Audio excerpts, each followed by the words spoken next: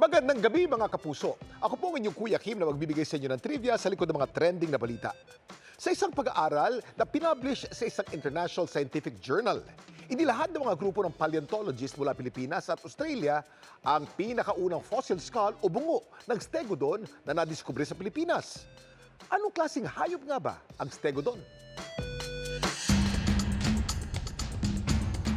Taong 2021, sa bayan ng Solana, Cagayan, nahukay ang mga butong ito. Mabusisi itong pinag-aralan ng mga eksperto mula UPDCS o University of the Philippines Diliman College of Science at University of Wollongong ng Australia. At sa buwang ito, nilathala na nila ang kanilang findings. Ang mga butong nahukay sa Cagayan ng pinakauna raw na fossil skull o bungo ng isang extinct ng hayop na minsang nabuhay sa Pilipinas, ang stegodon. Ang stegodon, kamag-anak ng mga modern-day na elepante. Nabuhay sila 11 million years hanggang ilang libong taon na nakakaraan.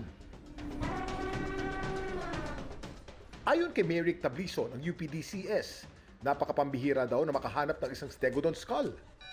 Hindi na siya buo. So, medyo napipina siya. Fractured na din. At ang naiiwan na lang doon ay isang ngipin at yung dalawa niyang pangil or yung tinatawag nating tusk. Tapos yung parang butas kung saan nakakonekta yung trunk ng elepante. At makita mo pa din kung yung parang upper part ng skull at kung nasaan din naka-insert yung tinatawag namin premaxilla. Although matagal na nakikita ang mga stegodon fossils sa Pilipinas, pero generally rare sila kasi napaka-konti. May iba-iba kasing klase ng fossils, mas rare sila kumpara sa ibang klase ng mga fossil. Ito rin daw ang pinakaunang stegodon skull mula Pilipinas na formal na na-describe o napag-aralan ng mga eksperto. Within that parang rarity, mas rare din makakuha ng bungo kasi nga very hollow siya. So pag de-deposit ito, pag natabunan ng maraming sediments na PPP, mag-fracture and eventually masisira ito na less likely siya mag-preserve kumpara sa ngipin. Very resistant to weathering and erosion. Ano-ano pa kaya ang nadiskubre ni na Merrick tungkol sa stegodon skull ng Cagayan? Kuya Kim, ano na? Ayon sa findings ng grupo, ang stegodon na nagmamay-ari ng bungong nahukay sa Cagayan, teenager pa lang daw. Posibleng mas matangkad daw ito ng konti kaysa sa isang average na Pinoy. Ang discovering ito nagbigay din sa mga eksperto na mas malinaw na larawan ng wildlife sa Pilipinas noong unang panahon. Meron daw hindi bababa sa 3 forms ng stegodon ang nabuhay sa ating bansa noon. Isang may malaking katawan, isang mas maliit na dwarf type at ngayon isang bagong intermediate form. Samantala, para malaman ang trivia sa likod ng viral na balita, post o comment lang, #Kuya Kim, ano na? Laging tandaan, kimportante ang may alam. Ako po si Kuya Kim at sagot ko kayo, 24 oras. Magandang gabi mga kapuso. Ako po ang inyong Kuya Kim na magbibigay sa inyo ng trivia sa likod ng mga trending na balita. Nahuli kami sa Mexico kung paano ang isang napakalaking delivery truck nilamon ng isa raw sinkhole. Sa videong ito nakuha sa Mexico City sa Mexico, makikita ang isang delivery truck na tila nabablahaw sa isang uka sa kalsada. Ilang sandali pa.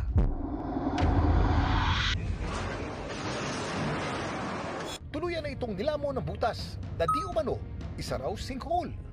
Ayon sa uploader ng video, ang pinaniniwalaan nilang sinkhole, bunsod daw ng pag-collapse ng drainage system sa ilalim ng kalsada. Nagtulungan naman ng mga responding otoridad para maiangat ang lumubog na truck. Walang naulat na nasaktan sa insidente. Ang sinkhole ay isang malaking butas o hukay sa lupa. Nabubuo ang mga ito kapag masyadong nabababad sa tubig ang lupa, lalo na pag limestone.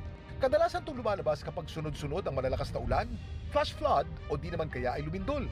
May mga sinkhole din na bunsod ng human activities gaya ng overpumping o labis na pagkuha ng tubig sa ilalim ng lupa, pagmimina o di kaya kakulangan sa tamang drainage o sewer system.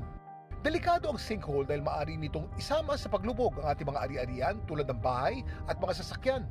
Pero alam niyo ba na tinuturing na pinakamalaking sinkhole sa buong mundo? Tila naging isang sikat na atraksyon.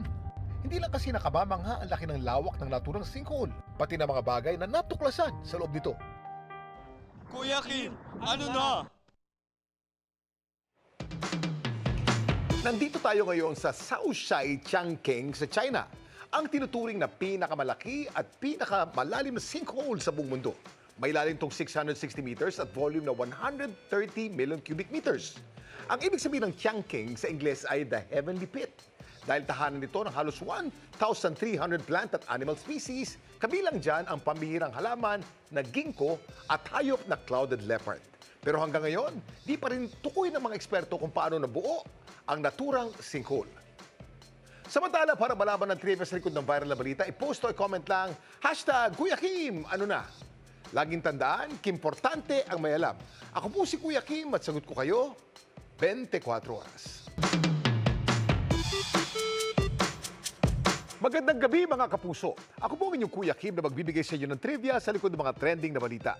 Naka-jackpot ang isang veterinarian ng sa kanyang Capon Drive kamakailan. Natagpuan niya ang isa sa pinaka-rare na klase ng pusa sa buong mundo. Anong pusa ito? Spotted sa sinagawang low-cost Capon Drive kamakailan sa Pangasinan. Ang pusang ito, tatlong kulay ng kanyang balahibo. Patse-patsyeng itim, puti at orange.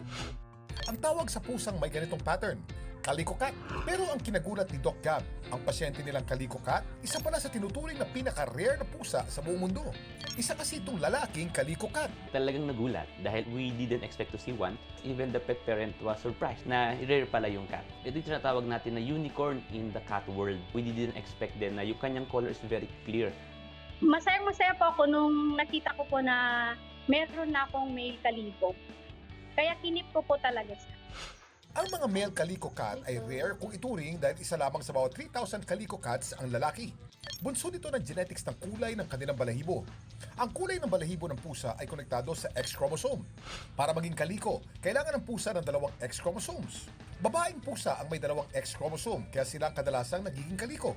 Ang lalaki naman ay may isang X at isang Y kaya isang kulay lang ang kaya nilang dalhin. Paminsan-minsan may lalaking pusa na may extra X chromosome dahil sa genetic mistake. Dahil dito, nagkaroon sila ng parehong orange, puti at itim na balahibo. Karamihan din daw sa mga male Calico Cat maraming health issues. Kaya ang laking tuwa ni Doc Gab na ang kanyang naging pasyenteng male Calico malusog. It's very rare to see a matured male one. So talagang walang plan, it's just a surprise. Pero alam niyo ba na mapalalaki man o babae, may ilang lugar sa mundo na tinuturing ang mga Calico Cat na swerte? Kuya Kim, ano na?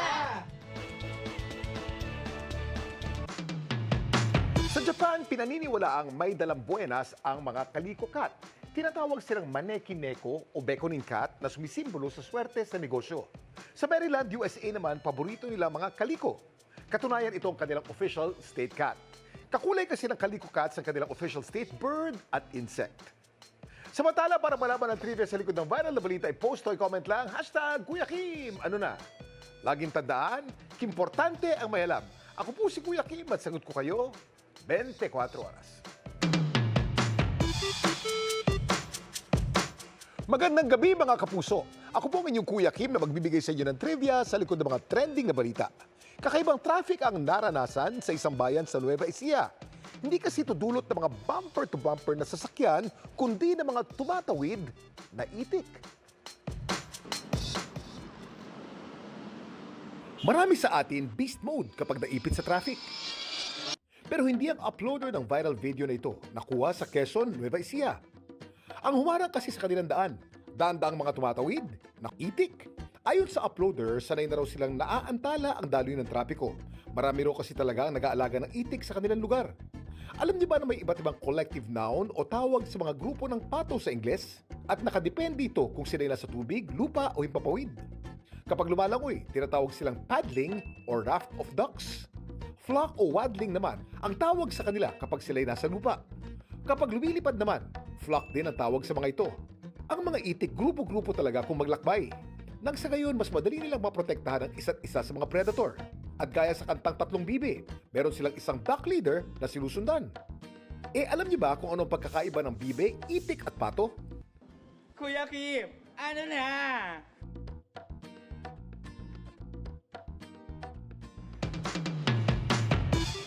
Ang pato ay salitang Espanyol ng ibig sabihin ay duck. Generic na salita ito. Kapag ang pato ay puti ang balahibo, tinatawag itong bibe. Itik naman ang tawag sa patong itim o brown ang mga balahibo. Samantala, para malaman ang trivia sa likod ng viral na balita, i-post o i-comment lang, #Kuya Kim, ano na? Laging tandaan, kimportante ang may alam. Ako po si Kuya Kim at sagot ko kayo, 24 oras.